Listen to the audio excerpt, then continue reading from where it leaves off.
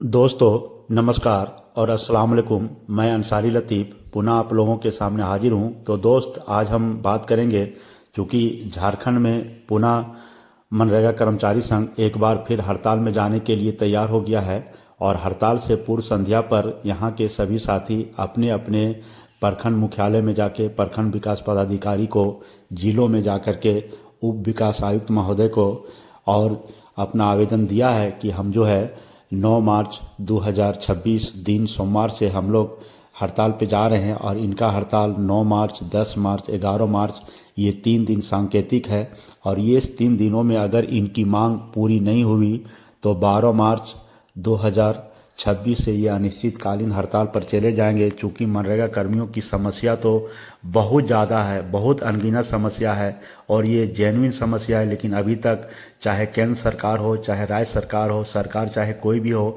किसी भी प्रकार से इनकी समस्या का समाधान नहीं कर रही है। ना इनका मानदेय को बढ़ोतरी की जा रही है, ना इनकी किसी प्रकार का सुविधा दी जा रही है। जहाँ तक काम लेने की बातें हैं तो विभिन्न प्रकार के काम इनसे लिया जा रहा है, लेकिन इनकी मांगों पर सरकार पूरी मौन है। और ख़ास करके जब केंद्र प्रायोजित योजना है, केंद्र की योजना है, तो केंद्र सरकार तो और ज़्यादा लापरवाही इसमें है और राज्य सरकार तो इसमें अपना पल्लू छुड़ाने के लिए कभी ये बोल देता है कि केंद्र से फंड नहीं आ रहा है, केंद्र से आप लोग का मार्गदर्शन नहीं आ रहा है। तो इन चीज़ों को लेकर के पुनः 3 दिन का सांकेतिक हड़ताल है और अब लग रहा है कि यह हड़ताल लंबा जाएगा। देखिए क्या होता है। तो हड़ताल से पूर्व संध्या पर हमारे साथियों का इमेज देखिए विभिन्न ब्लॉकों में, जो बहुत ही मनोरम है। दोस्तों एक बार पुनः अपील करूंगा, जो चैनल को सब्सक्राइब नहीं किए हैं चैनल को सब्सक्राइब कर देंगे, वीडियो पसंद आएगा लाइक भी करेंगे। धन्यवाद।